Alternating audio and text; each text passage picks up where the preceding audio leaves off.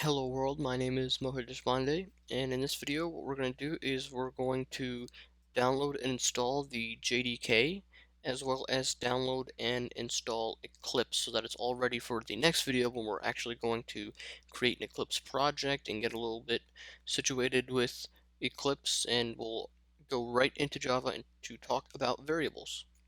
So what you're going to want to do is head on to oracle.com, and then if you'll go to downloads on this top bar, and then on the far left will be a Java for developers. Click on that link and it should take you to a page that looks similar to this. Under Java SE downloads, you want to select this Java platform, which is the JDK we've been looking for. So click download, and then it'll take you to a page that looks like this. So you are looking for the Java SE development kit, and you're going to have to click accept license agreement. And you want to download the one for your particular platform and computer architecture. So if on Mac, I'm currently running on Mac OS 10, only 64-bit architecture is available. But if you're on Windows or Linux, you want to select whether it's 32-bit or 64-bit.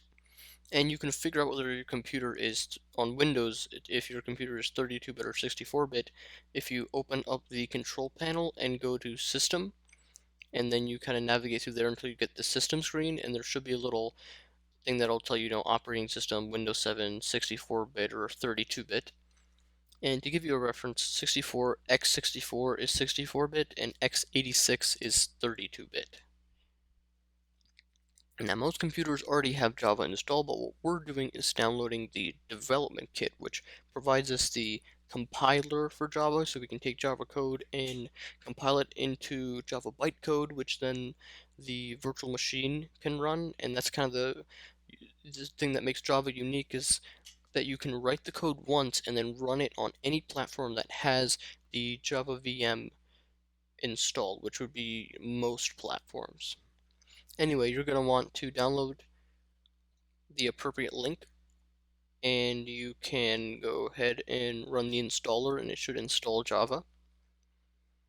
So great, now we have the Java development kit already installed. That's wonderful. There's a little thing for Windows to get Eclipse working, and I'm going to show you that a little later on. Speaking of Eclipse, you'll now want to go to eclipse.org, and then on the right there's this big button, download, and you can click on this.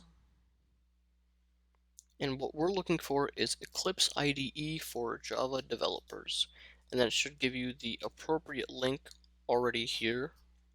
And then if you're trying to download for a different computer, you can always select this and it'll change based upon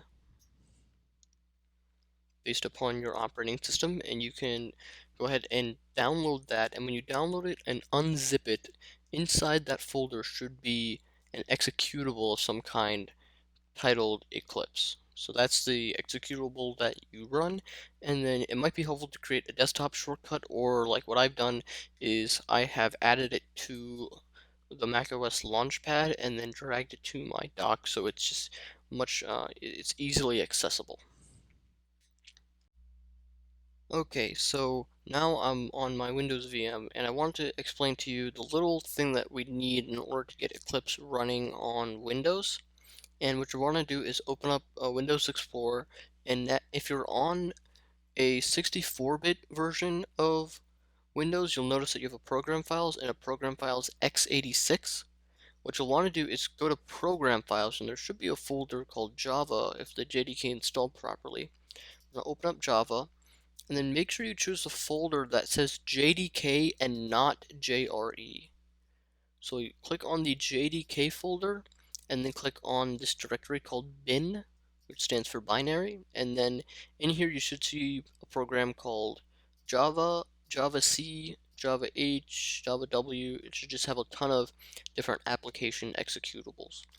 Now, the reason we have to fix this on Eclipse is because when you install the JRE, we need this Java C command to compile Java code, and the Java command to execute that Java bytecode. So what we have to do is add it to this system variable called the path variable. It's an environment variable that is sort of system wide, and that pretty much tells your computer where all the important executables are. So we have to make sure we include the right folder for Java, else you're going to get an error with Eclipse when you first try to boot it up, because Eclipse is going to go looking for these commands, but it won't be able to find them.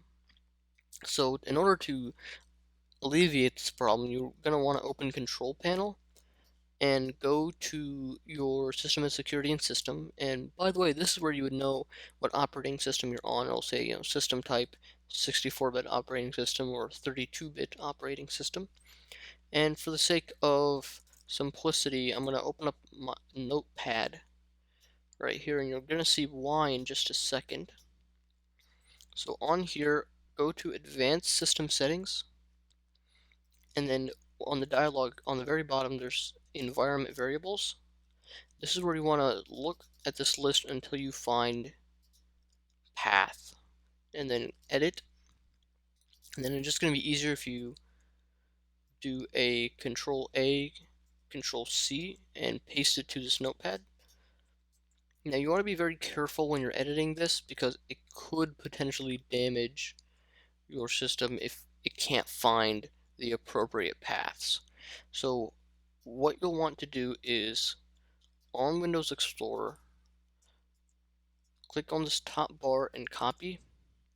And now in Notepad, what you'll want to do is select the pointer cursor so that it's after a semicolon, and then paste it, and then make sure at the end, if you paste it in the middle of this path text, that you put another semicolon at the end of this, and that just sort of tells your computer that this is the end of the directory. Because if I remove the semicolon, it's going to try to look for, within the JDK folder, it's going to try to look for some folder bin C colon program files, and then that's just going to be a mess. So you have to make sure that you put a terminating semicolon, is what we call it, if you decide to paste your directory, your JDK directory, in the middle.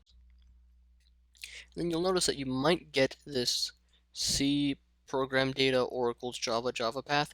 That is actually what is causing the error with Eclipse. So you don't really need this particular executable, because that's sort of the thing that's causing the error. So you can actually delete it, and I promise nothing will happen to your system.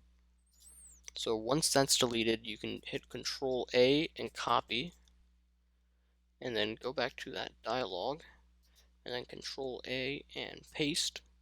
Click OK, click OK, click OK.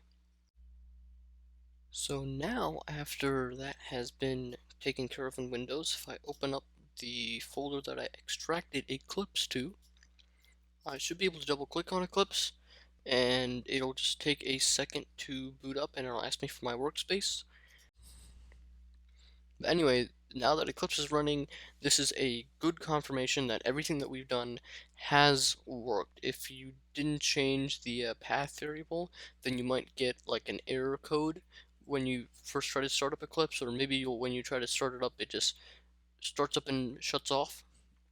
And these are kind of signals that tell you that you need to update your path variable to the location of the bin folder within the JDK installation, and also to remove the one path that Oracle